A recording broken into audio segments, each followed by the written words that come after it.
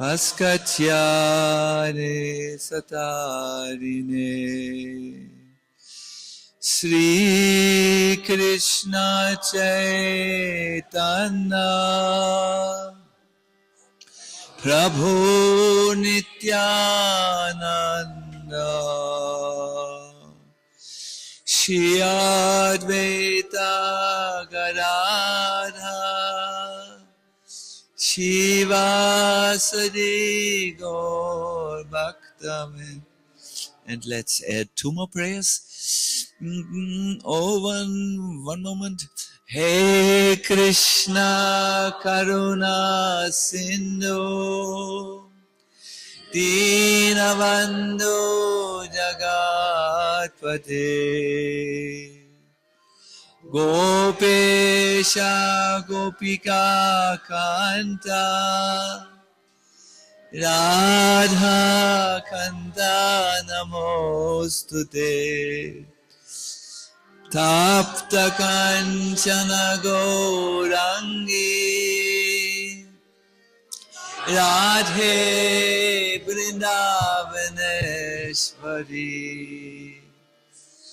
Vrishabhanusute Devi Pranamami Hari Priye Hare Krishna Krishna Krishna Hare Hare Hare Rama Rama Rama Hare Hare.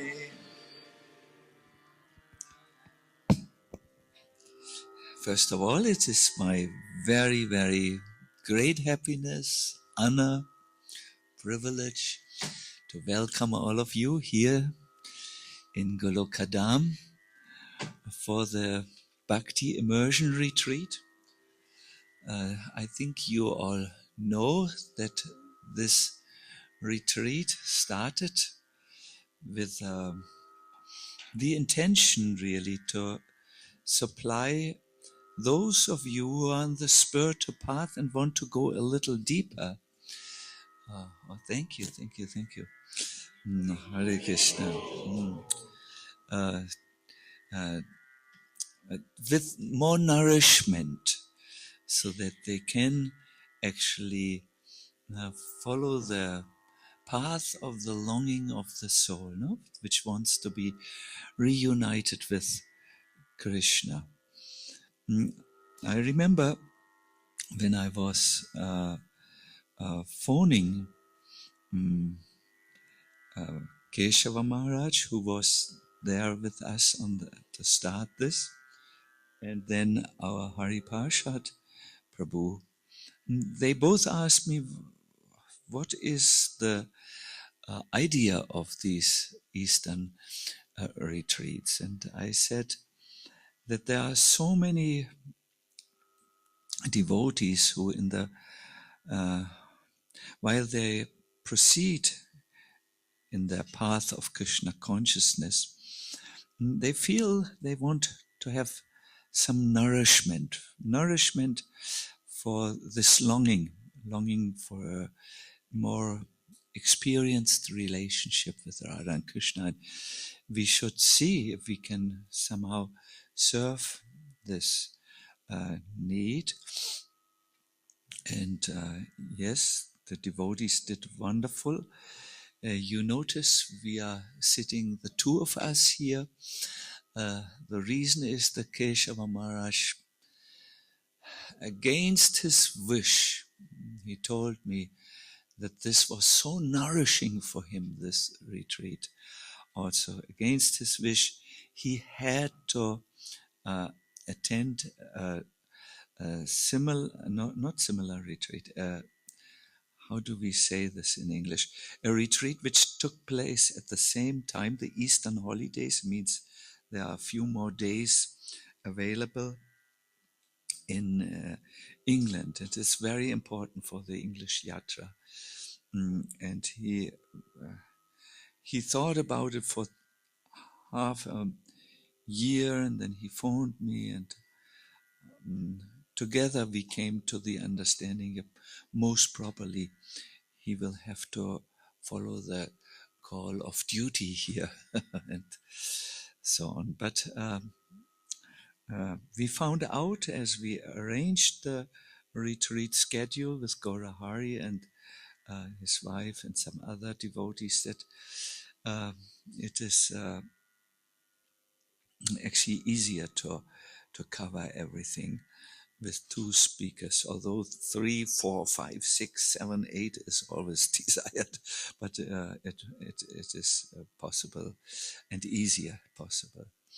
So yes, this retreat has a little history. Is this the third time, is it?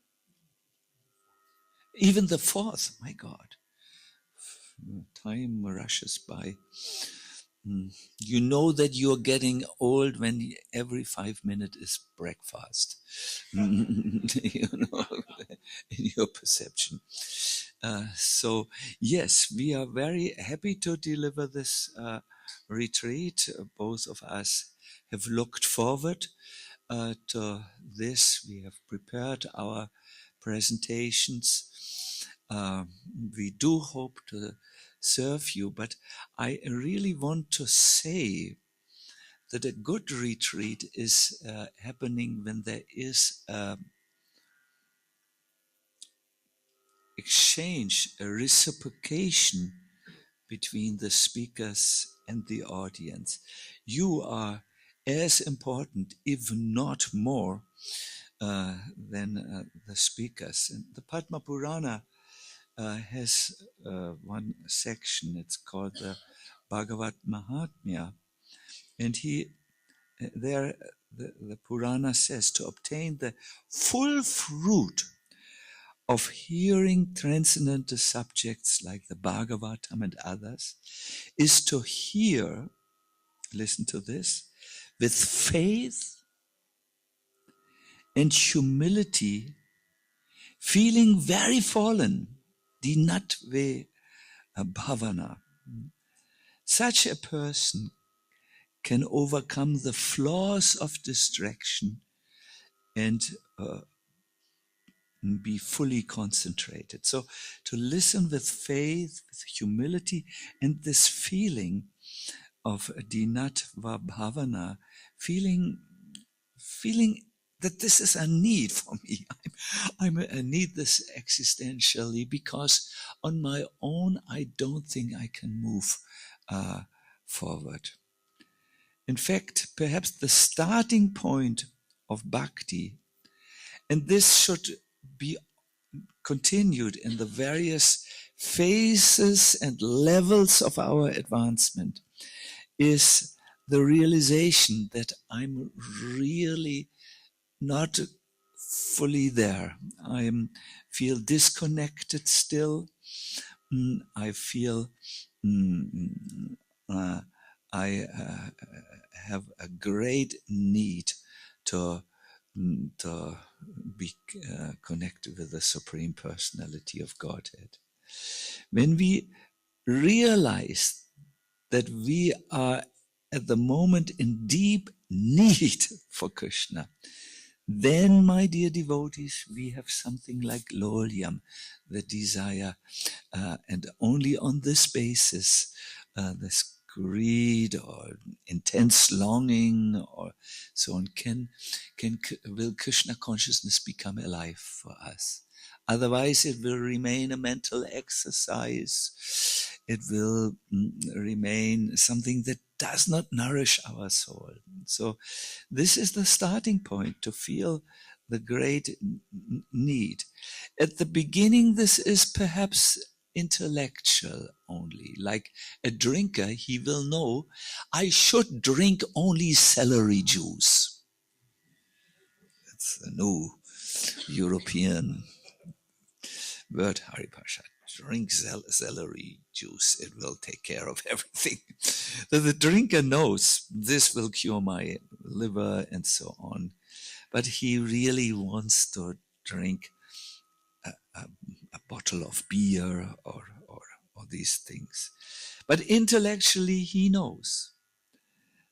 So in the beginning, as we enter the retreat, we may feel some prodding from our mind. Yes, you should do this. You should come into the association of devotees. It is an intellectual need, but it should become something where we really feel for it. Therefore, there's this prayer: Yuvatinam yata yuni yunang cha yuvato yata. Rupa Goswami has said this.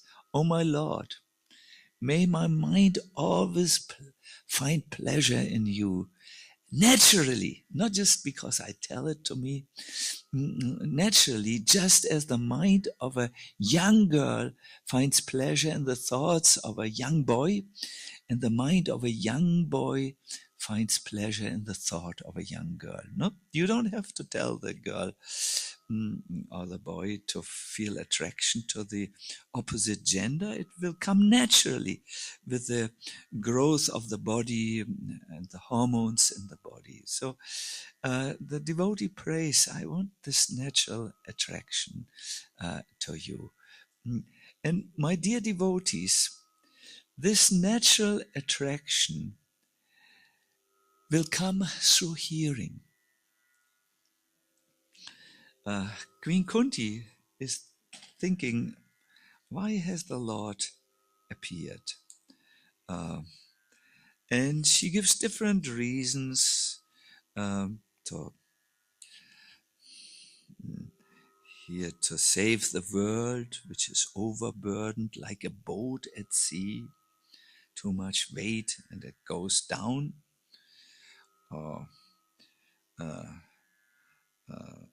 Others say because Vasudeva and Devaki prayed for you, that's why you appeared. Some say Krishna has appeared to glorify these dynasties of pious kings who established Dharma. But at the end, she comes to the true conclusion, the main reason. Bhavesmin klishyamananam avidya kama kamabi. Others say that you appeared in order to renovate the devotional service of Shravana. Say? Smaranahani.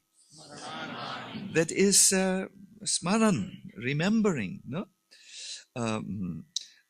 Because by this, hearing about you, remembering you, she also says worshipping you, the conditioned souls gain suffering.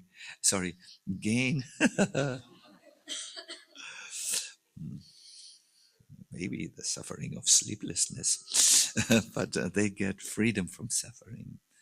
And then she says, Shinvanti gayanti grinantya pikshnasha smaranti nandanti tavihitam jana. I will, she continues, but O Krishna, those who continuously hear, chant, and repeat your transcendental activities. The word here is remember you, no? Or take pleasure in others doing so. Certainly see your lotus feet, which alone can stop the repetition of birth and death. The word here is achirena. This means certainly they will see your lotus feet, which means, the acharyas say, they will want to serve you. Certainly, achirena, it's sure. And also, pravaha, the pravaha means the flow of birth and death, or the flow of their karma, will certainly be finished. So, my dear devotees, I really invite you to make this your hearing marathon, where you can hear about Krishna, and you can also remember Krishna, learn to meditate about Krishna, because then it is certain that you will see the Lord and serve Him, and it is certain that your karma pravaha, the flow of repeated birth and death, will go. This is the idea of this retreat. So I can only request you to divide your time in such a way that you give maximum of it to Krishna. I know that many of you have also agendas. Agendas is, I don't mean it in that they have plans. Oh, I want to talk with, I want to meet my friends. Oh, I want to clarify this with so and so. Oh, I want to work, on the computer, and so on. But give yourself the time to just immerse yourself in Krishna and become conscious of Krishna. This is the best way to solve your problems, and also the easiest way to overcome those obstacles on your path with which you are presently struggling. Krishna himself, he says, this Machchita Sarva Durgani, by becoming conscious of me, Sarva Durgani, all the difficulties will be overcome by my grace. What do you think is more powerful, your problem solving or Krishna's? It's a rhetorical question. Yes, of course, if Krishna gives his grace. Also, you must know one thing. When Krishna sees that his devotees come together to hear about Krishna, to also act properly amongst themselves, serve each other, no? Then Krishna says, Tatra Tishtami, I stay there. I'm there. I'm coming. Therefore, in these in the ancient times, when life was so much more geared towards these events of hearing, there would be seats which would be made for Radha and Krishna. And it was understood that they would come and stay right in the Sangha of the devotees. Also, Krishna will see, as you are giving your best, he will look at you with his kind glance, his sudarshan, his eyes, his smiling eyes, and that glance will create in you more eagerness for Krishna and Radha Krishna, Vrindavan, and to drop all else. No? Kripa drishti vishyati dinam vatanu griyaneshu mangakyam et yakshi drishyano. Please give your kripa drishti. Shower me with your merciful glance and kindly uplift me. And in the association of devotees who make hearing and chanting their main goal, Krishna is coming and he will look at us. And if Krishna once looks at you and smiles because he's satisfied, my dear devotees, we don't need more. I want to now say what will be my focus.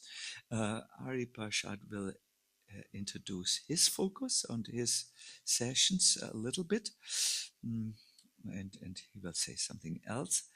My focus will be talking about Krishna in Vrindavan. This year in Vrindavan, something happened that changed my life. I went to a rare sacred spot where Krishna touched the earth and he made a promise to all the devotees. And I brought a stone from this place. the promise stone, which you can all touch. You can see there is the fingerprint of Krishna on that stone. Somehow I got such a thing. And I will tell you the pastimes there, where Krishna promised his devotees to always stay close by their side. And what are the circumstances, what happened, and so on. I will tell you. I will also tell you about seeing the real form of Krishna as it was seen by Shitra Saki. Shitra Saki can paint any person in the universe in a matter of minutes, but when she tried to paint Krishna, this is Rasika is describing this pastime. She had visited Krishna's place in Nandagram. Krishna has stood model for her. You will hear all this in detail. But when she went home, she tried 1,000 pictures, and the devatas were so satisfied. They came and looked. Yeah, this is how Krishna looks. But she was frustrated because the real color of Krishna did not manifest. And what happened so that she could see Krishna is highly inspiring for the devotees. There are dramas which are done in Braj which describe this and so on. So I will talk mainly about this. I have one Bhagavatam lecture where I will talk about how Krishna is very close. Yes, the reason why I chose these subjects is I read something from Prabhupada which really, in American slang, you would say hit home. I don't know really what can hit home, but it touched me. Prabhupada spoke about the Braj Krishna. He says, not knowing Krishna's identity, they don't know who he is, the cowherd boys simply love Krishna, and their love is unending. That is true of everyone in Vrindavan. For example, Yashoda Mata Nanda Maharaj loved Krishna with parental affection. Similarly, Krishna's friends love Krishna. Krishna's girlfriends love Krishna. The trees love Krishna. The water loves Krishna. The flowers, the cows, the calves, everyone loves Krishna. That is the nature of Vrindavan. So if we simply learn how to love Krishna, we can immediately transform this world into Vrindavan. So Vrindavan Krishna has that. When you hear in this mood, which the Padma Purana is talking about, faith, humility, feeling very fallen and very eager, therefore, then yes, you will get something in your heart. And Prabhupada writes in Madhya Lila, in Brajabhumi, Krishna is certainly the central point of love, and the inhabitants there know Krishna as a friend, son, lover, or master. So I would love to talk a little bit about this Krishna, and hope I will totally leave you or impress upon you this desire to come and get to know this Vrindavan Krishna with his infectious quality of love. And I sincerely hope that at the end of this retreat, you will think more about this Krishna, and by his grace, you will overcome all the difficulties, all the problems, all the things which the world will throw at us at this time of change. Yes, this is what I would like to do. Now I want to turn over to our Hari Parshad. Those of you, I think you all know him. Mm, he is wonderful. He is. His father told him he must learn Sanskrit. I think as a boy it was not always easy because it's not so easy to learn Sanskrit, but he has learned Sanskrit. He is a disciple of His Holiness uh, uh, Radha, Radha Govinda Goswami, but has taken inspiration from other wonderful devotees and has not only a scholarly presentation, but a presentation that makes all of us hanker for more and more and more. And it is very, very nice that you have agreed to our humble invitation. We are sorry that it's so cold in Germany at the moment. And yes, we will put the microphone now over. So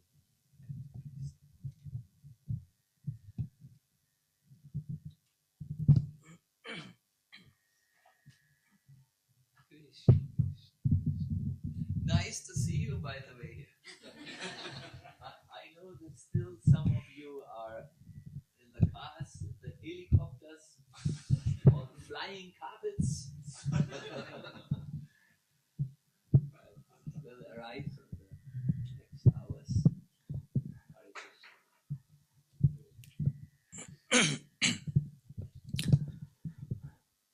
Hare Krishna. Thank you so much, Maharaj, for kindly inviting me here to speak something. And it is an honor to share the stage with you. I am honored that this is the third year that I have been invited here. And although we are missing Swayam Bhagwan Keshav Maharaj, and Srimad Bhagavatam says, Krishna's to Bhagwan Swayam. Only Krishna is Swayam Bhagwan.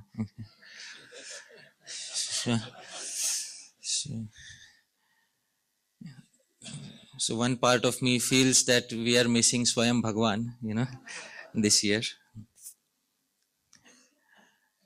But missing someone is an essential part of appreciating them. And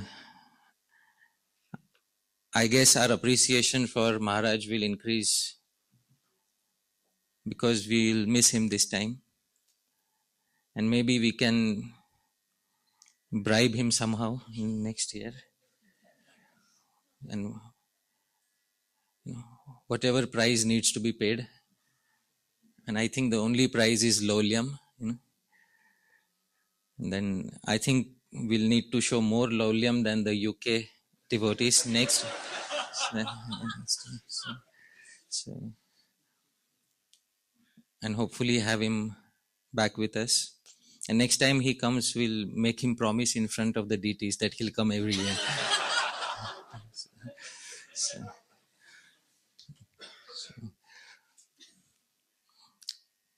But I'm very thankful that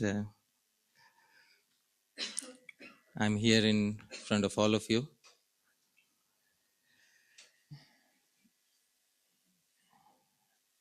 I'm very thankful also to Gaura Hari Prabhu, who is assisted by his wonderful Sahadharmini, Vaijayanti Mataji. Sahadharmini, she who is equal in all acts of dharma, Vaijayanti Mataji. She's assisting him. And I'm also very thankful to Bhaktin Valentina, who's arranging so many things behind the scenes. Thank you so much for arranging everything nicely. And of course, the best part of the program is Prashadam. And Prashadam is by Advitiya Baladev Prabhu. So, and I'm sure he has a team with him to assist him. And we have wonderful kirtans by Gaur Krishna Prabhu. So, dear devotees, let's give 3 loud Hari Bols to all of these devotees. Hari Bol! Hari Bol! Hari Bol! This particular presentation on the culture of Sri Krishna Smaranam was given by myself in the beginning of this year in Jagannath Puri, and there were many Prabhupada disciples present during that time, and of course it was met with mixed reactions. That's the sweetest way in which I can put it. So, and see, I'm a person who loves a good challenge. So I took it upon myself to present this topic on the culture of Sri Krishna Smaranam, because this morning Maharaj was speaking about envy and criticism in the Bhagavatam class. And there is a verse in the 11th canto of Srimad Bhagavatam. In the 28th chapter, Krishna says something to Uddhav. Parasvabhava karmani yaha prashamsati nindati sa ashu bhrashyate swarthad asatya bhiniveshata. Envy and praise, criticism and praise are contagious diseases. And the moment we start praising somebody, praise is also contagious, it spreads by touch. And criticism is also contagious, it spreads by touch. So the moment we start praising or criticizing someone, some of it has already started affecting us. And the root of all envy or praise is the mind. And the dualities of the world occur because many times we do not have anything higher to keep the mind occupied with. Therefore, in the Prema Bhakti Chandrika, Sri Narottam Das Thakur said, Manera Smarana Prana. The life of the mind is Sri Krishna Smaranam. And anyone who doesn't develop this culture of Sri Krishna Smaranam leaves the entire room of the mind open for envy or false praise. And dear devotees, it immediately immerses us in the world of dualities, where we are constantly worried about what someone else is thinking of us. So there must be something higher than this lower mode of existence, and therefore the Acharyas have given a perfect remedy in the form of Sri Krishna Smaranam. Srila Prabhupada used to say in his usual style, what is the difficulty? This is Krishna consciousness. You drink water, you remember Krishna. You see the light, you remember Krishna. You see the flavor, aroma of a very nice flower, punya gandha, immediately remember Krishna. And then he says, practice this. It's very important because I love these small snippets which I can take out and highlight. Dear devotees, please repeat after me. Practice this.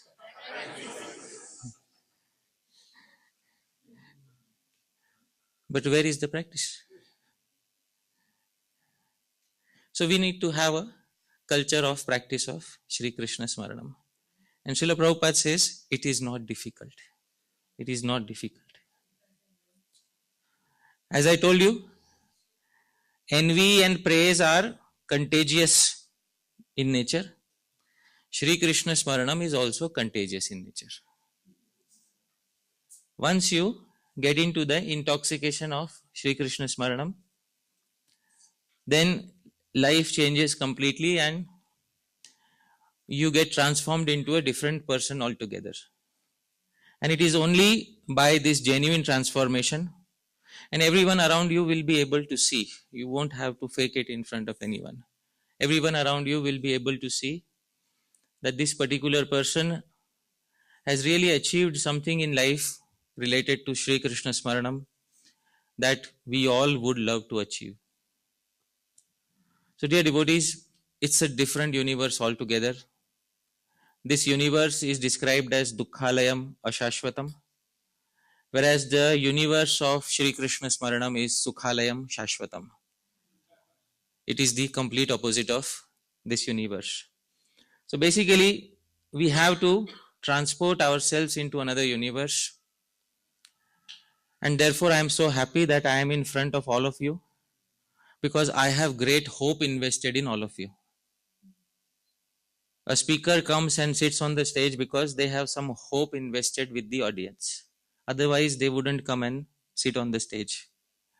And I have some hope invested with all of you, that all of you will be able to not only appreciate the message of Sri Krishna Smaranam, but also personally relish some of it.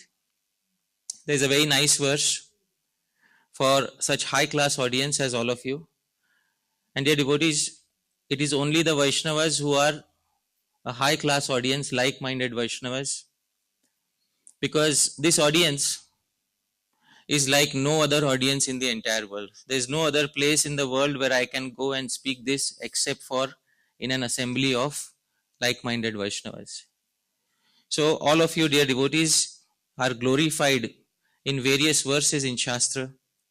This is a wonderful verse which highlights the importance of having like-minded audience such as all of you. This verse is in the meter Shardul Vikriditam, same as Shad Goswami Ashtakam. Dear devotees, can we sing together? All right, let's sing together.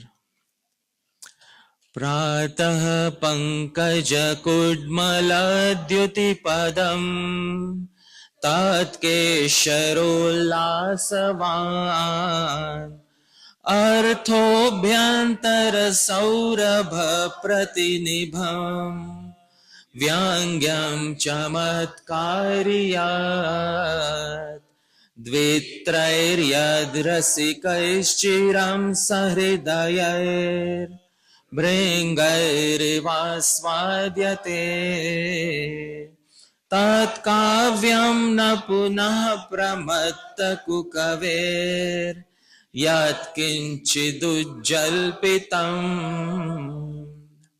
So this verse from the Subhashit literature says, Pratah Pankaja, the early morning blooming lotus, which all of you can see here.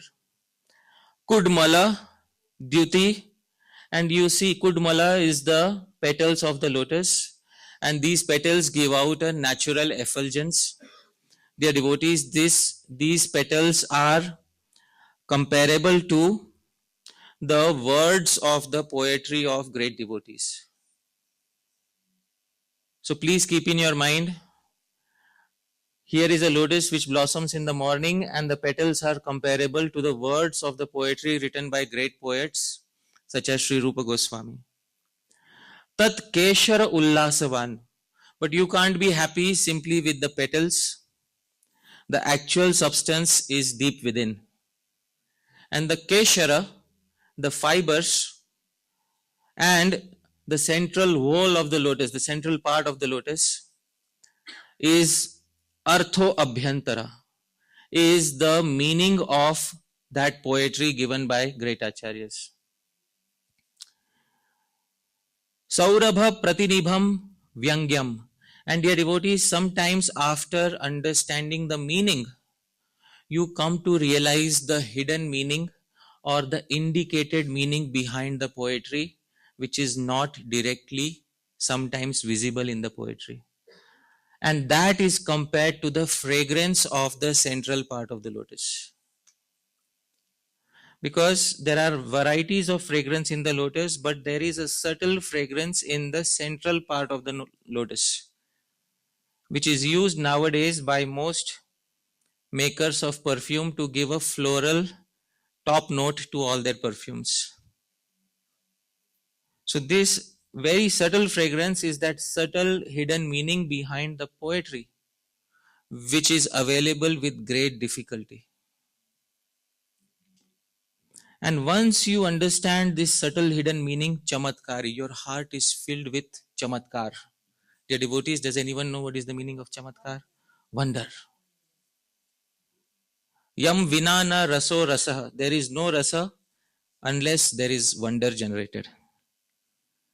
Dear devotees, dvitrayer yad rasika is. There are only a handful of rasika devotees. Chiram sahridayer, who are like-minded to these great poets. Bringair iva svadyate. And these devotees, all of you are like the bringa, like the bumblebee in the center of the lotus. Tat kavyam. That, dear devotees, is poetry. And all of you are like those select few bumblebees who have the capacity to relish the inner meanings, the inner fragrances of the poetry of Sri Rupa Goswami. So I have great hopes invested in you. Tat kavyam na punaha pramatta kukaver yatkinchidul jalpitam. That is poetry. That poetry written by the previous great poets, like the 6 Goswamis, that is poetry. And not just the ramblings of a madman, dear devotees. A neophyte poet cannot compose like this. It is only a very specialized poet blessed by Bhagavan, such as Sri Rupa Goswami, who can compose poetry that has all of these characteristics. So, dear devotees, here is the translation. Does anybody have a mic? Yeah. Gaur Krishna Prabhu, would you like to read? Excellent poetry is like a blossoming, fragrant lotus in the morning. Its words are like its petals, their meaning its whorl and stamen, and the astonishing hidden meaning is comparable to the fragrance it emits from within. There are only a handful of rasikas, connoisseurs, who like bumblebees relish the sweet honey of the lotus poem. Such poetry indeed is true poetry. The ramblings of other amateur poets can never be relished in the same manner. So, dear devotees, I'd like to invite all of you to relish some of this poetry that has been written by the previous acharyas. Because everything in the sampradaya is poetry. The first book that Srila Prabhupada recommended everybody should read is Bhagavad Gita. And what does Gita mean? Song. It is poetry. And then comes Srimad Bhagavatam, which is poetry.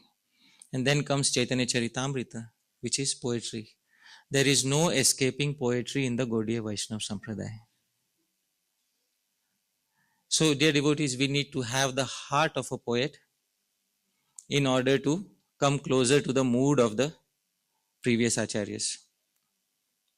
And I'd like to ask a few questions. Please answer in yes or no.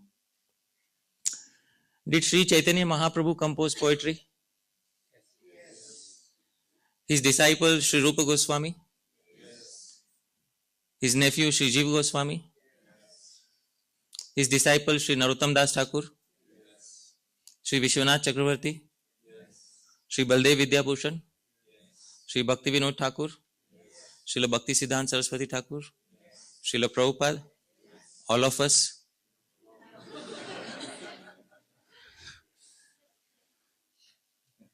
Are? Something changed. After 50 years of Hare Krishna movement, we run the risk of stagnating it because we are not writing new poetry. It is Hare Krishna movement, and movement means things should move. And they will only move if we do something in order to make it move. So, dear devotees, if we cannot compose new poetry, at least we should appreciate the poetry written by the previous great acharyas. And it's very important for all of us to have that heart. Philosophy, which is known as darshan, Vedanta, is very good, but often devotees who study Vedanta sometimes neglect the poetic aspect of the Gaudiya Vaishnava philosophy. And neglecting that aspect sometimes is equivalent to scraping your heart with sandpaper. The material world already does that. It scrapes your heart with a sandpaper. And if we don't soften our heart through this poetry, it becomes very difficult for us to experience those emotions that the previous acharyas wanted us to experience. So this, dear devotees, the petals are the words, the whole is the meaning, and the hidden meaning is the fragrance, and all of you, dear devotees, are rasikas. Welcome, dear devotees. I am very happy to have all of you here.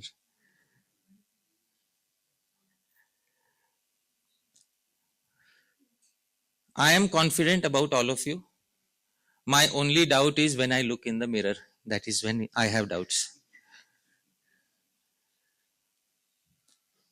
So all of you are qualified, very well qualified. And when I look at myself in the mirror every morning, I remember Shakespeare, who said, some people are born great, some attain greatness, and some have greatness thrust upon them. So there are some individuals like Srila Prabhupada who are born great because the astrologer predicted by the end of his life 108 temples will be built. Greatness by birth. Then there are some individuals like Maharaj, all of you who came in contact with Maharaj came in contact with Srila Prabhupada, and Maharaj is not only born great but also has attained greatness because of his association with Srila Prabhupada.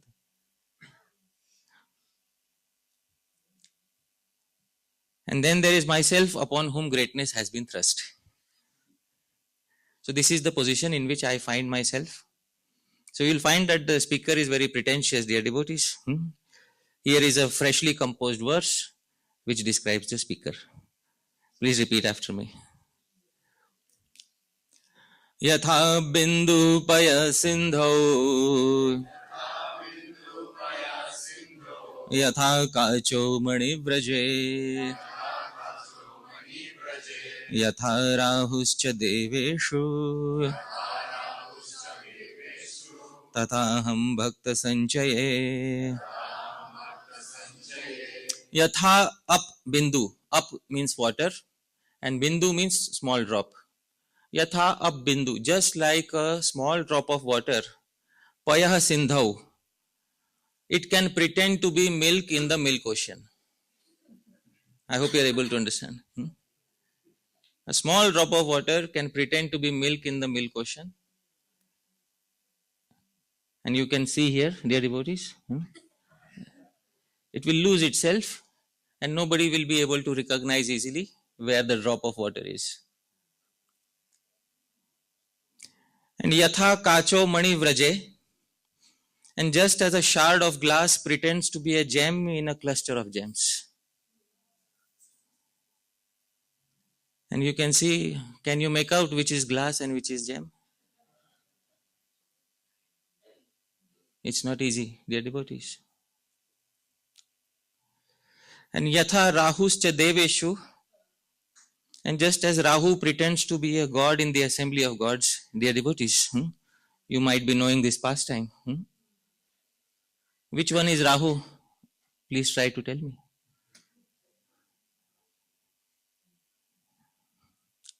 Tataham bhakta sanchaye. Similarly, I am amongst all of you, dear devotees. This is my position here, that I can pretend to lose myself and feel like a devotee amongst all of you wonderful devotees. This is my position here when I sit here, and I gain some strength by looking at Maharaj from time to time. So I can muster up some courage to speak something for the pleasure of the devotees. Still, dear devotees, I must speak even though I am a pretender, I'll tell you. There is some confidence in me, and this confidence is because of the following. Yokshe tathapi madvanim Shri Krishnasyanuvarnane Yadanuktam duruktam cha Shantavyam atra tadbudhai Yokshe tathapi madvanim. Still I will engage my speech. Shri Krishnasya anuvarnane, in repeatedly describing Shri Shri Radha Krishna. Because I know that is the only solution for a person like myself. And Maharaj will correct me wherever I go wrong. Yad anuktam, if I miss out on something, duruktam cha, or if I speak something incorrectly, in all of these series of presentations, kshantavyam atra tadbudhai. I have faith that all of you Vaishnavas will kindly forgive me and tolerate any mistakes. And I have hope, dear devotees, that my voice will be purified in the association of all of you and the previous Acharya's words. Shri Rupa Vak Prasangena Madvak Shuddhi Bhavishyati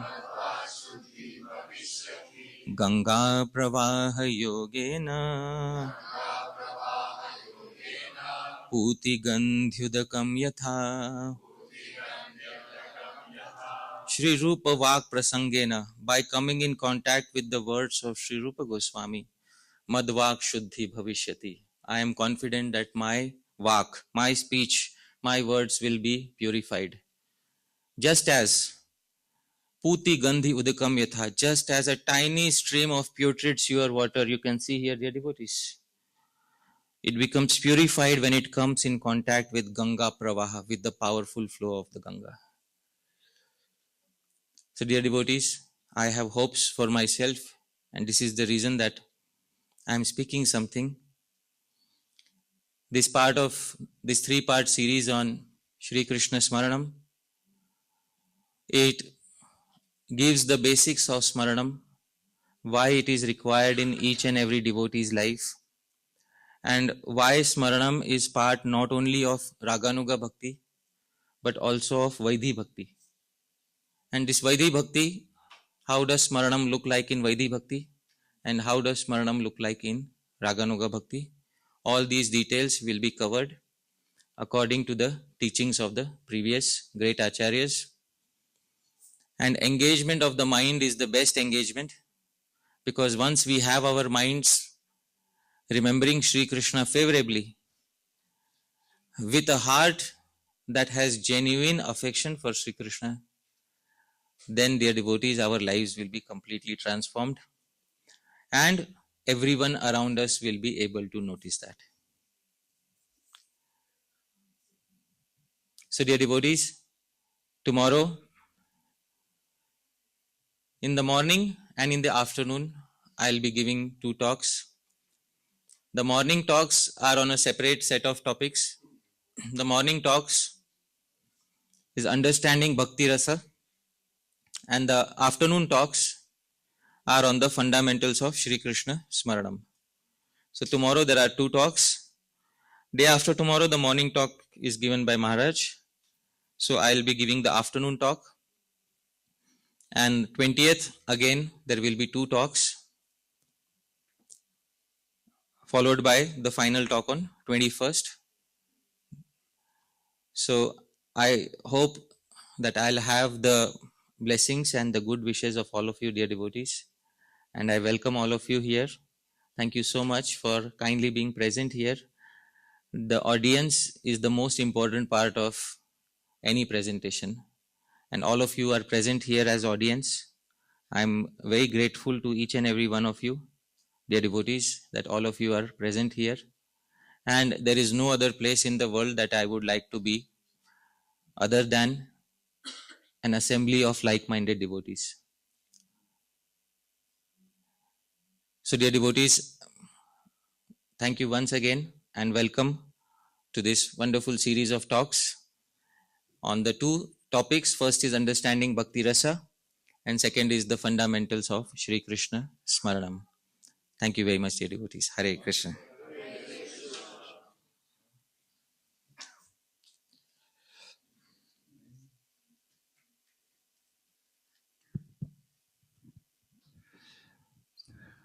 What do you all think? The evening is so early, so young. Maybe we do a mix. Maybe some of you would like, if you have a topic to ask us, it's always nice, some exchange with the audience, and then we can end the evening with a nice kirtan. Is this a good idea? I'm a little improvising, but yeah? Krishna, thank you. So we heard a little bit about the spirit of this festival, and our Hariparshad introduced his subject. I must say I'm personally very curious on this Krishna Smaranam. I really think that this is now the next, it needs to come in our movement, because otherwise we will lose our minds to a more material understanding of Krishna consciousness, more external. The life of the mind is really Smaran. The mind is only a life in the life of a devotee if he remembers or she remembers regularly Krishna. And if the mind is not alive, all these things which are there in our heart, they will come and bite the mind and eat the mind. Lust, greed, anger. I always tell the devotees of an experience I had when I was in Allahabad. We had reached Allahabad with our Nitai Gaur World Traveling Sankirtan Party, and I was so tired. I said, can I please have an afternoon where I just sleep in the shade of some tree? And what could everyone say? I went to a tree, and then I woke up after a few hours. The sun was burning on my skin, but that was not the greatest disturbance. A much greater disturbance were the hyenas and the wolves and the vultures who thought, oh, white flesh, and who were hopping close by, and just they were not sure were I alive or where was I dead, but they voted for the dead. And there was this one vulture, he was just ready to do the first pick, and then open my I don't want to go into detail, but if you're picked by one vulture and then the inside of your body comes out, then everyone else comes and eats. So yes, when you're dead, vultures and hyenas can come. When the mind is dead, the vultures and the hyenas can come. Of lust, greed, envy, they are all there around our hearts, waiting when we are weak. And I'm really ready to dive into. Yes, I think this needs to be propagated in our movement. And I'm very interested that you have said it's both in Vaidhi Bhakti and in Raganuga Bhakti there. I personally also think like this. Prabhupada would, in the quote, for instance, he would say, yes, so Hare Krishna. So, yeah, anyone has a question, a thought? Yeah. Here's Jai Jagannath. Have you come just now from Vrindavan Jai Jagannath, or from where are you coming? Oh, good. Then you're not jet lagged and can listen. Yes. I was curious about why the presentation on Smarna was met with mixed feelings. Yeah. Specifically because, as you just mentioned, when Rupa Goswami describes the essence of following the Vidhis and Vaidhi Bhakti, he says, Smartavya Satatam Vishnu, Smartavya Najatuchit. Later, when describing Raganuga Bhakti, he describes Krishna Smaranam, Janam, Shashta, Preshta, Nijasamitam. So Smaranam is described in both processes as the life force of both processes. So I'm curious how such a topic comes to be controversial or met with mixed feelings when the fundamental teachings on the path of sadhana request us to do both. So mixed feelings was a very, I said it, I softened the impact when I said when I said mixed feelings. The actual impact was that immediately after the talk I was told that Shravanam and Kirtanam are enough. Smaranam happens automatically. So you don't need to distinguish between Kirtan and Smaran, because one should automatically lead to the other. And the route that the series of presentations is going to take is, of course, Kirtan leads to Smaran, but Smaran also has a separate culture which we need to develop. So that was the point of, and therefore I was expecting that all the questions will come after all the three parts are over, but the questions started flowing on the first day itself. So that was the reason why, that, and in our society, ISKCON, the way our society started, it started as a Shravanam Kirtanam centric society.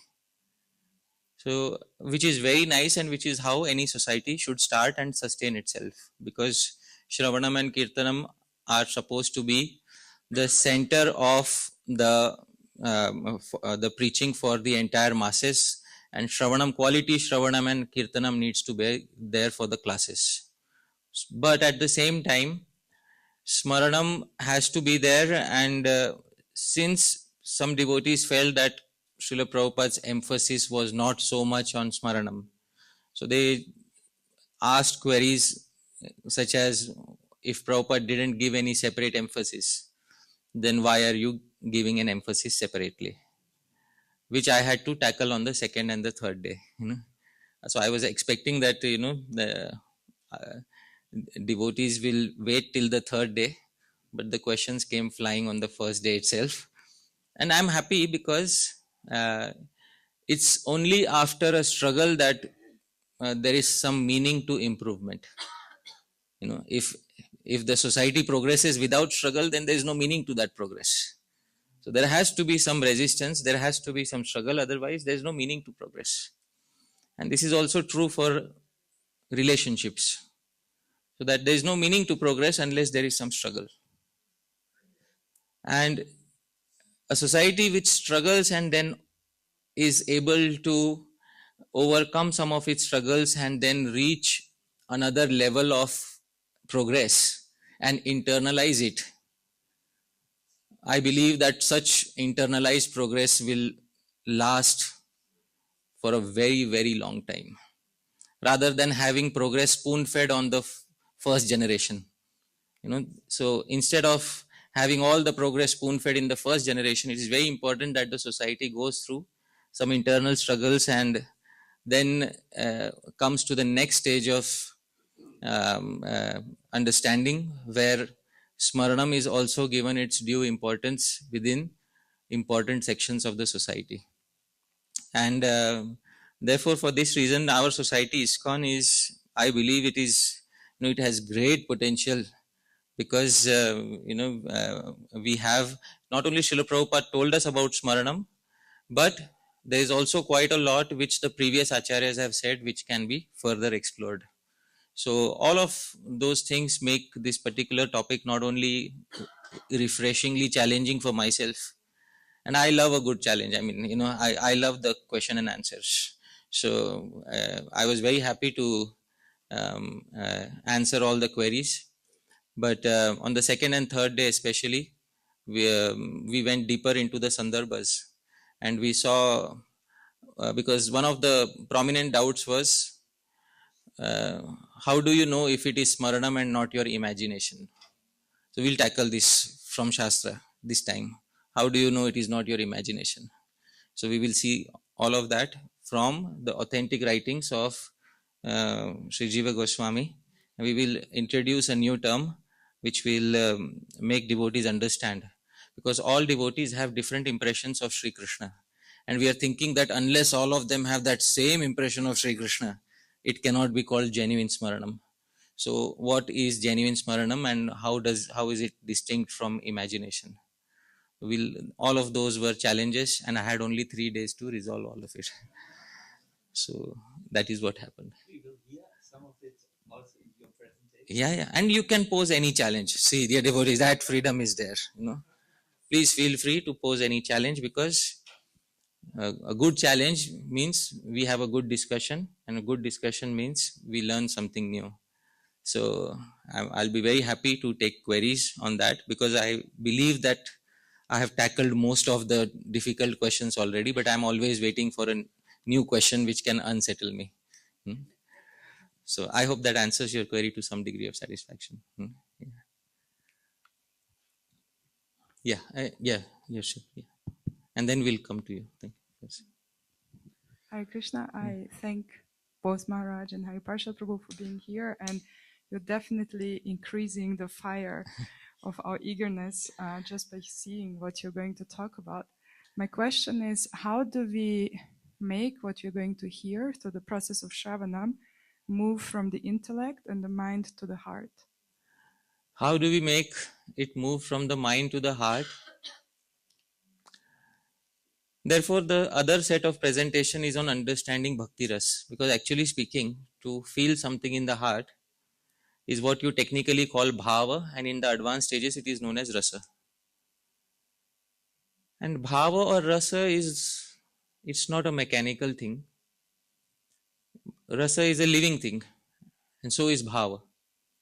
So it can only come from one living source to another living source. And therefore it is very important to preserve the culture of speaking live, so that, maybe in some of the speaker, maybe Maharaj is speaking something, and then you suddenly feel that something from his heart has jumped into your heart. That is when you come to know that it's no longer just an intellectual exercise of the mind. It has connected with your heart, but it only happens when you're in contact with a person who has that requisite emotions. In the Srimad Bhagavatam, there is a very nice statement which is said, and I'll show this. In 1074-46, please repeat after me, dear devotees. Bhavo hi bhava karanam. Bhava, the mood that a particular individual has, bhava karanam, it gives the effect. So the mood with which a speaker sits and speaks, that mood is given to the audience. And if the speaker doesn't have that required mood, then they cannot give it to the audience, because there is no faking of mood here. There are some speakers who may do fireworks. You know what is fireworks? Fireworks means voice modulation. They are speaking suddenly and then Hare Krishna. So this, dear devotees, is what you call fireworks. So fireworks it looks good in the immediate run, but the after effects are not there. So voice modulation, or the 7 effective habits of good speakers, these are all good, dear devotees, and they are needed from time to time. But at the same time, nothing beats having that most essential commodity within the heart, which is an experience of Bhakti Ras. And a devotee who has that particular experience within the heart, they are capable of giving it to others. And you will notice whenever you hear various speakers, certain times you see fireworks, certain times you see a transformation of the heart. So that transformation of the heart is very essential, because that is the most essential characteristic of someone who performs the seva of kirtan.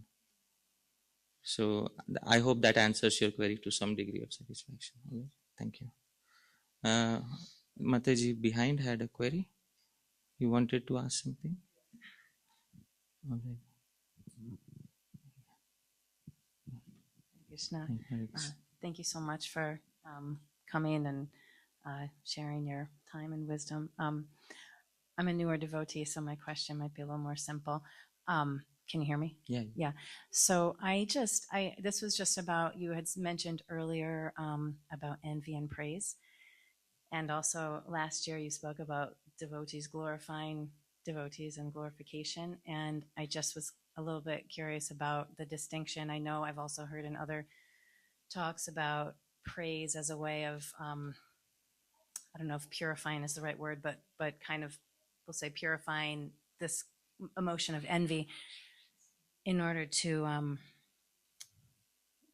I guess maybe not get caught up in this kind of world of negative emotions about envy, and instead uplifting or upriding another person. So I was just wondering about that distinction between praise and glorification. And yeah. So the distinction between praise and glorification is that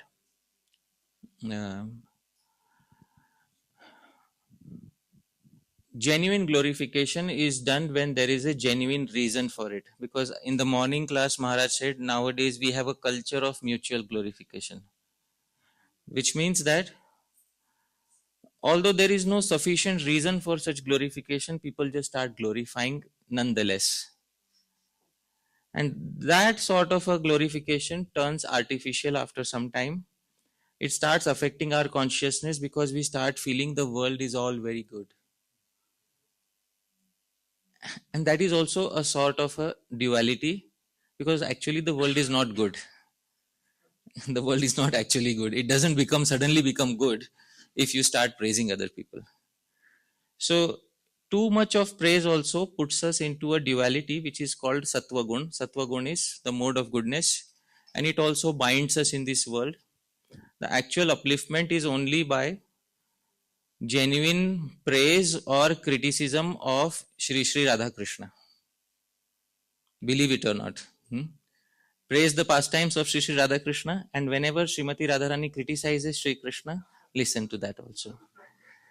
So adopt the praise and criticism of the spiritual world, and that you will find most uplifting. But praise in the material world should be genuine, and criticism also should be genuine. But we should be more careful with criticism, because criticism has an immediate tendency of being a contagious disease which can make us fall. And praise can also make us fall in the longer run. So genuine praise is always appreciated. Genuine criticism, when done privately, is also appreciated. But artificial praise and artificial criticism, they lead to distraction in the world. So that is what I'd like to say. I hope that answers your query to some degree. Yeah? Thank you. Sure. in the context of raising children and this sort of idea, I guess maybe more modern, that like we can guide them towards good behavior by praising the good behavior and not really acknowledging the bad behavior, is that having a slippery slope of yeah. Because the previous Shastra says, in the Mimamsa Sutras, Jaimini says, Nahi ninda nindyam ninditum pravartate, apitu tad viparitasya prashamsitum. Criticism is employed not for degrading a particular entity, it is employed to emphasize the value of the opposite. So it's a very important principle in Mimamsa, that when Shastra criticizes something, when scriptures criticize something, Shastras do not have raga dvesh, personal attachment or repulsion, that they are criticizing something. In the Srimad Bhagavatam, the Grihastha ashram, household life, is critiqued many times in the Srimad Bhagavatam. It is not because Sri Shukadev Goswami has personal vendetta against the Grihastha ashram. So the reason is so that the opposite of it can be glorified. So both techniques need to be employed from time to time, which is called Anvay and Vyatirek. Anvay means positive reinforcement, Vyatirek means negative reinforcement. And only when there is a healthy dose of both of them can a particular person understand what should be done, what should not be done. That is the traditional way of teaching, and that is what has worked for thousands of years. So I suggest not changing any of it, because we don't simply want to have one way where we are just giving the positive reinforcements, and then the child doesn't understand what are the negative consequences of doing certain things in the world. So what Shastra tells us is perfect, that there should be positive and negative reinforcement, but in general we should be kind towards children and not cruel, even if we are giving them some negative reinforcement. So I think that answers your query to some degree. Hare Krishna. Thank you. Maharaj, would you like to say something, please?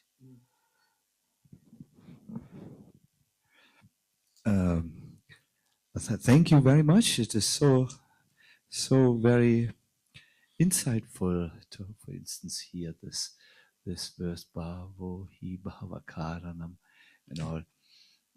I just wanted to say something which was there in one of the queries. I do not remember who.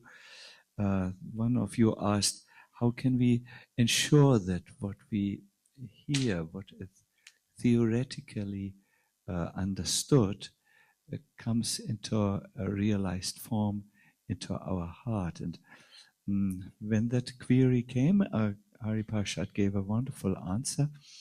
And I remembered reading Jiva Goswami's Bhakti Sandarbha on that. He says, what needs to be done so that Smaranam is continuously there in the heart? And I believe his answer to this question, what is to be done so that we always remember, will help these things which he says, will help us to not just have a theoretical understanding, something here which we will soon forget, but we will remember it. And this is what he says. Are you interested to hear? Yes. I think it is good also for our retreat, for what we want to do here. The heart becomes pure by surrender, by service to the devotees who embody truth, and by hearing, singing the names, forms, attributes, and pastimes of the Lord. And then one can perform Smaranam or remembering of the Lord always. So I always think that the culture of bhakti, where we want to cultivate bhakti, entails a whole process where body, mind, and heart becomes purified. And then someone who does this, who works, so to say, on multi-levels, he will have a wonderful result. And here it is very practically, surrender. You do something which you only do for the pleasure of the Lord. Serve the devotees who embody truth, and also take part in the hearing and singing the names, forms, attributes, and pastimes. And then this constant remembrance in the heart, where you don't forget Krishna, will be it will grow from there, or at least it will be supported. If you want to plant a seed into the ground, you must have a good ground, you must water it, you must protect it. So in the same way, these three things, surrender, service to the devotees, hearing and singing will help us to do this, this Smaranam, or remembering Krishna always and not forgetting him. This is from Bhakti Sandarbha Anucheta 275. Yes, I'm not so good with numbers. I have to, yes. Krishna, Krishna. What I would love to just also say to all of you, my dear devotees, this is a great chance to cure your split heart, so that you can more and more desire Krishna. And this hearing is very nice. I'm feeling very satisfied already. This I will immediately look up. I always thought the mood of the speaker becomes into the heart of the listener. Yeah, it's permeated in the audience. Yeah. I think there's another query for you.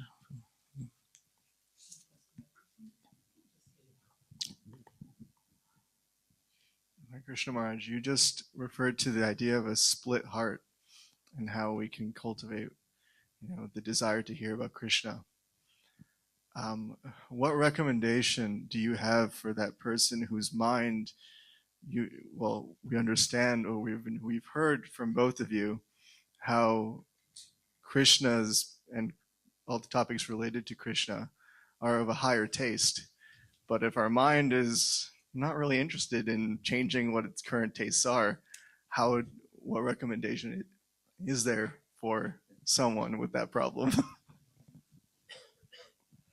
Go on a listening marathon, really. I don't know from where I heard this, what was the reference to the scriptures, but it was a nice speaker. I can show you. This is ideal. When a person comes and hears Krishna consciousness, he goes up to a certain degree and then he closes. Okay, not further. Now I have my own private life now, and he closes his heart like this. No, nothing goes any longer in there. He has his own plans, his own desire. This comes when you do a little hearing, but when you do a lot of hearing, then the closed heart, or it becomes moved up. The example is there.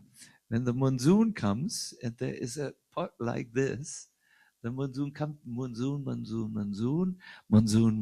a little bit more monsoon, and then starts to, when it really comes down. I've seen in Mumbai when the monsoon comes down, and then the pot which is closed, which has this position, it is tilted and put like this. So a lot of hearing, a lot of kirtan is, you could call the therapy for the unwilling soul. It will turn you in the whose intelligence has become viparya smriti. It has turned upside down. It will turn the mind in the right position, and then you become greedy to hear more and more. You have to come to the like a beggar who goes to rich householders to get his chapatis and so on. You have to come to the assembly of devotees, and there you will beg for some Krishna nectar, and you will see how your heart, which is turned away from Krishna, at least after some time or at times, it will turn in the desired direction. I think hearing is for many of us a therapy, something that cures the diseased heart and makes it soft and ready to hear more and more.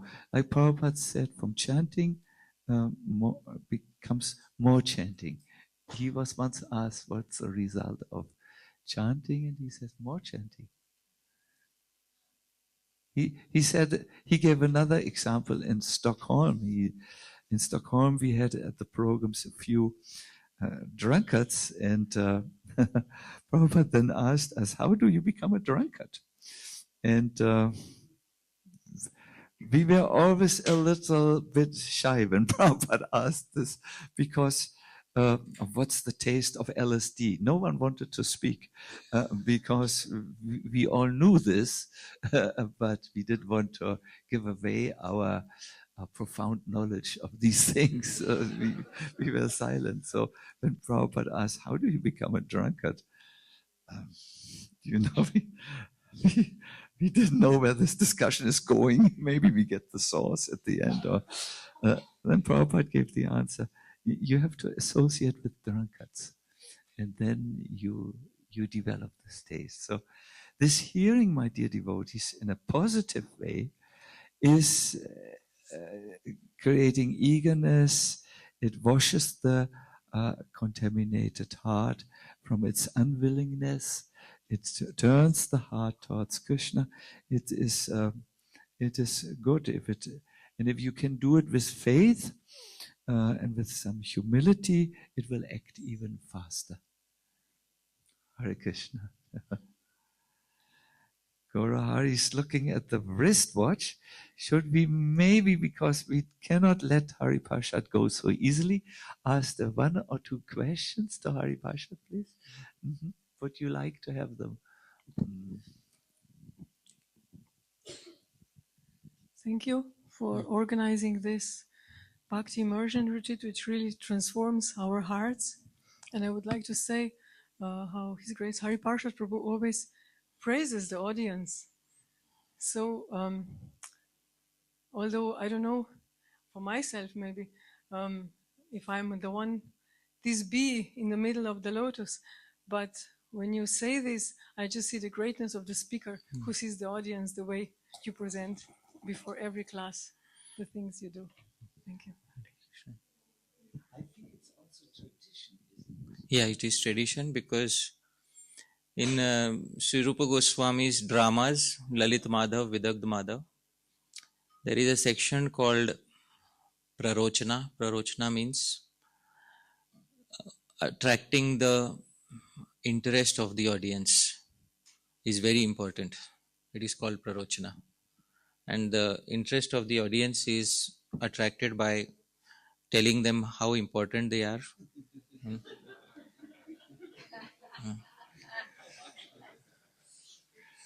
It is a part of but it is also Shishtachar. Shishtachar means the part of good behavior followed by the sadhus of the past.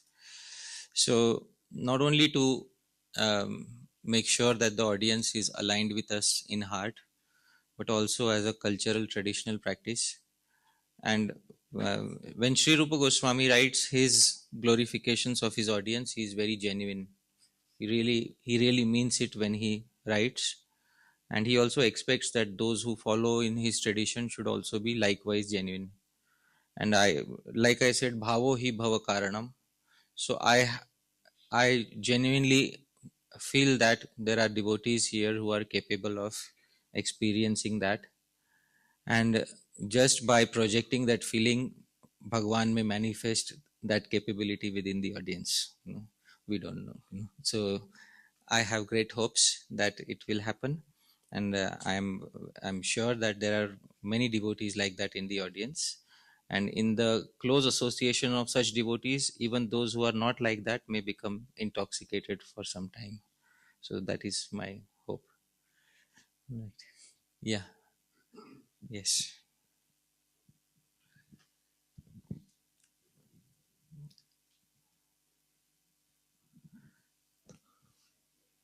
Hare Krishna. How to get or attain this Nishchal Bhakti or Nishchal Prem Bhakti? Like Sudama was doing Bhakti for Krishna. It was without any desires and without anything, although his condition was not so great. And still his love was so pure. And his emotions was so pure. So how to get or attain this Nishchal Prem Bhakti or Bhakti? This is my question.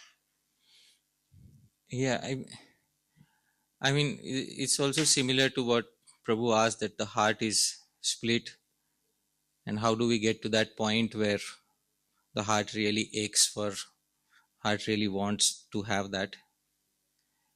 There is a verse in the Chaitanya Charitamritam by Sri Rai Ramananda, which I believe is the essential answer to this. And I will show this verse again in the presentations.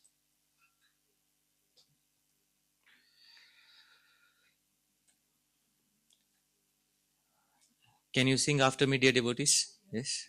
This verse is in the meter Vasanta Tilakam. Nanupachar krita pujana marta bandho.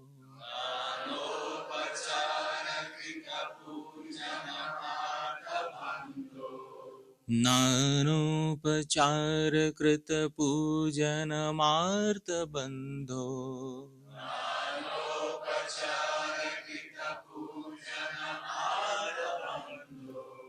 Premnaiva bhakta hridayam sukha vidrutam syat.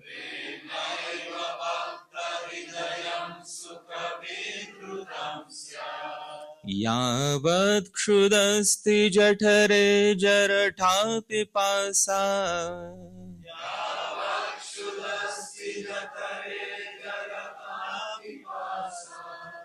Tavat sukhaya bhavato nanu bhakshape.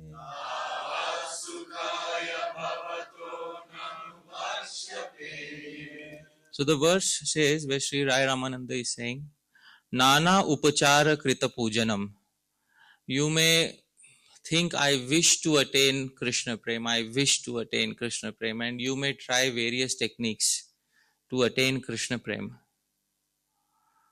But actually speaking, Artha Bandho, Bhagwan Shri Krishna, is pleased premnaiva bhakta hridayam sukha vidrutam sya. Only when it's not something you attain as a consequence of something, you cannot fix a formula for attaining prema.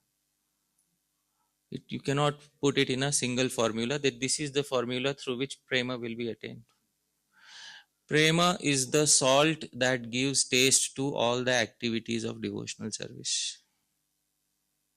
And if prema is not present, then you can have many preparations, Shravanam, Kirtanam, Smaranam. But because the salt of prema, affection, is not there, Bhagwan won't find it tasteful, and we ourselves won't find it tasteful. So how do you attain prema? Prema is not a commodity to be purchased from the superstore that you went and you got something and now you have prema, you added it to your life. Either you have it or you don't have it. I'm sorry to... Solving this one query will be the biggest challenge of your devotional life. And the reason why it is not behind fixed formulae is because it requires the devotee to put in their genuine heart into the entire process. Your question, in the material world, let's say somebody asks you, how do I fall in love with a girl? I'm just being very honest, how do I fall in love with a girl? And you can't give him a fixed formula that this is what you do to fall in love with a girl. You have to really look inside and see what is my own nature, what attracts me to other people, and then pray to Bhagavan, and then one fine day Bhagavan may send somebody to whom you find first attraction. And Sri Jiva, I'm quoting this material example because Sri Jiva Goswami quotes this example. And Maharaj quoted this example, Yuvati nam yatha yuni yunam cha yuvata yatha. Just as the mind of a young boy is attached to him. So I'm asking a question based on that verse. How do you fall in love with a girl? Or how does a girl fall in love with a boy? That's a very important question. And that question should be meditated upon by every intelligent devotee, because that question contains the secret to understanding how do you fall in love with Bhagavan. And I'll tell you how people fall in love. Let me tell you. People fall in love either by extreme good fortune when they find that person who like completely sweeps them off their feet on the first glance. Isn't it? And this would have been possible if we were in Dwapar Yuga and we would have seen Krishna face to face. But that is not the only way of falling in love. There's another way of falling in love, and I'll tell you. The place from where I come is Mumbai, and Mumbai is responsible for spoiling entire India. Because there's one industry in Mumbai. Which industry? Bollywood. And it churns out songs every year, song after song after song after song after song after song. And those people who have not yet met a girl also start falling in love just because of hearing those songs. I'm giving a material example here. But it's very important because it is connected to. So when you cannot find love directly by direct contact, you associate with those hopeless lovers who write songs of love and separation. And when you associate with those hopeless lovers, they implant in you the hope that I also want to suffer this way someday.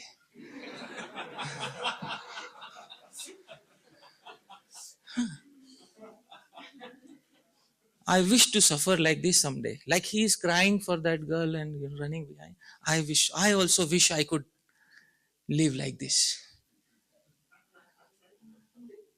So these hopeless romantics are responsible for spoiling entire India. And dear Prabhu, in the devotional field also, you have many hopeless romantics roaming around. And you just associate with a few of them. Believe me, they'll plant in your heart that particular taste that I want to suffer like this. And that suffering is the highest enjoyment of the human form of life. Take it from me on a stamp paper. Suffering from Krishna is the highest form of enjoyment that a human being can have. But it is only for somebody who has experienced it. It's not for somebody who has not experienced it. And I'd like to say one thing. Krishna is perfect in Mathura, perfect in Dwaraka, more perfect in Mathura, and most perfect in? No. But recently I have come across a realization which I put in my own words. Krishna is imperfect in Dwaraka, more imperfect in Mathura, and most imperfect in Vrindavan.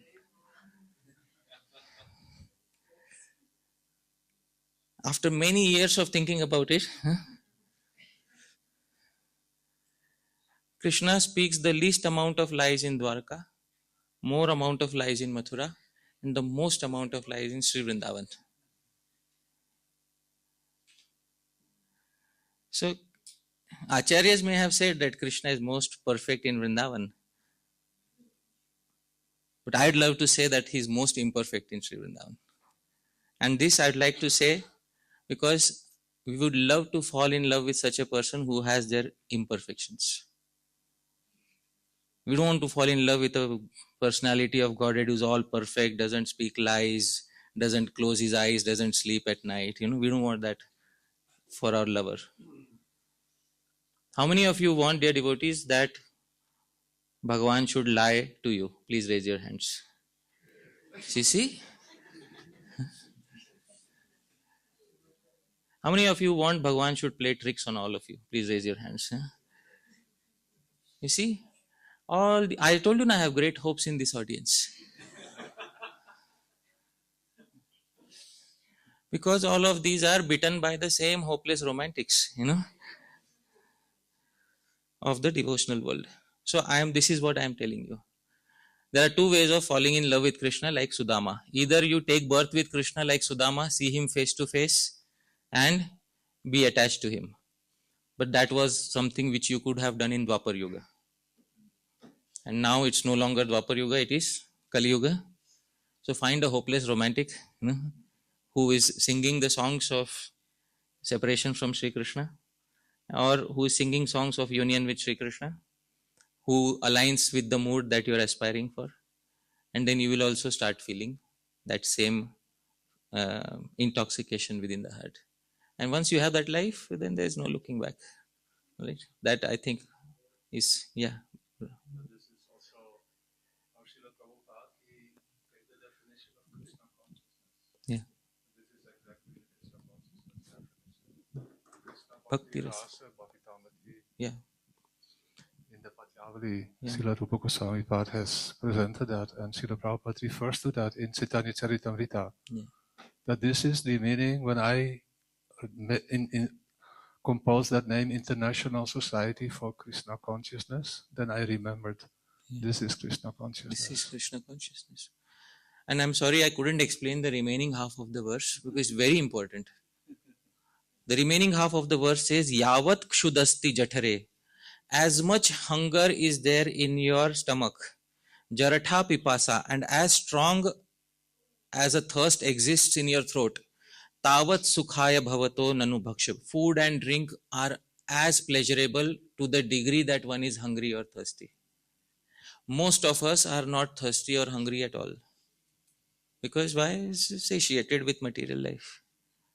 A little bit is Krishna consciousness on the weekend is okay. Don't overdose on it. That mindset prevents us from overdosing on it. What is required really is a mighty overdose. Shri Radha Madan Mohan Ji ki, Shri Gaur Nitai ki, Shri Prabhupada ki. So what is required is a big overdose on this. You can't become a hopeless romantic in 1 or 2 days. It requires a culture of many years. You need to have specific moods and tastes and songs, and then you need to have a culture of your own. And there is no fixed formula. Everyone has their different way of progressing.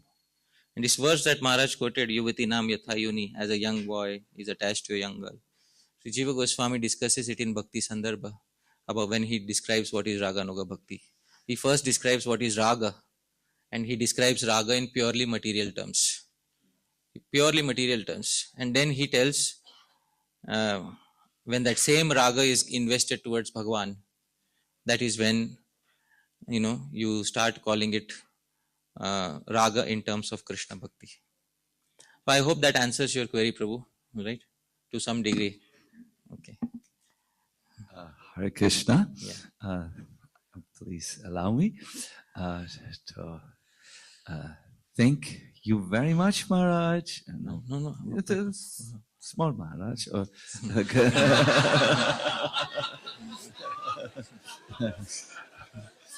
I didn't mean to, I'm a little jet lagged, so please forgive me. Yes, thank you all very much for attending this session. I feel in the interest of arriving, you might go to, and arrange your rooms and settle in. It is perhaps good to end our program here. You can see the schedule of this program outside, and I believe it is possible, maybe Gaurahari, you can say to send it on the mobile telephones. Yes, or they can maybe photograph the schedule on their mobile telephones. I'm very, very happy that you all start to arrive. And let us end this evening by raising our hands. Jai Jai Shri Radhe,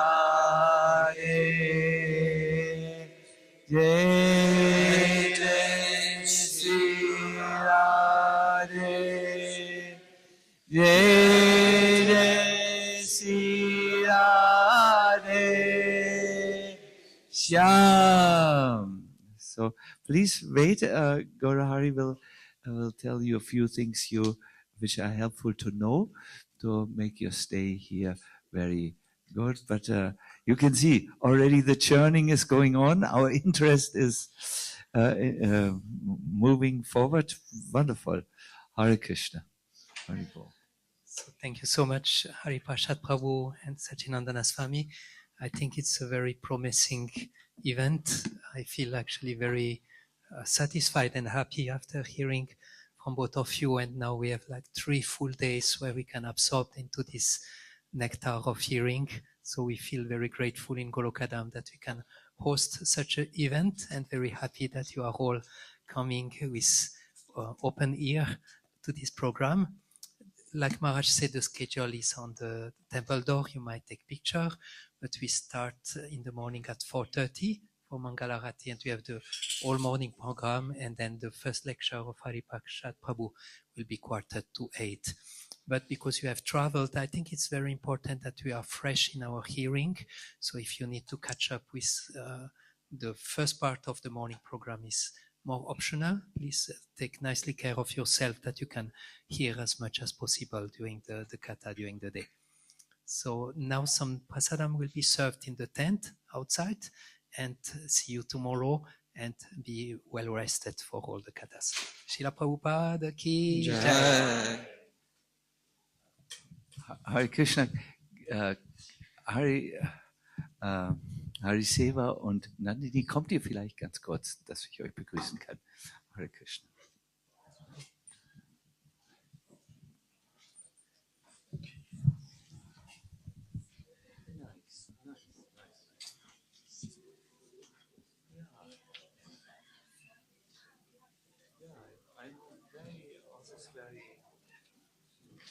So privileged to be able to speak about Krishna consciousness.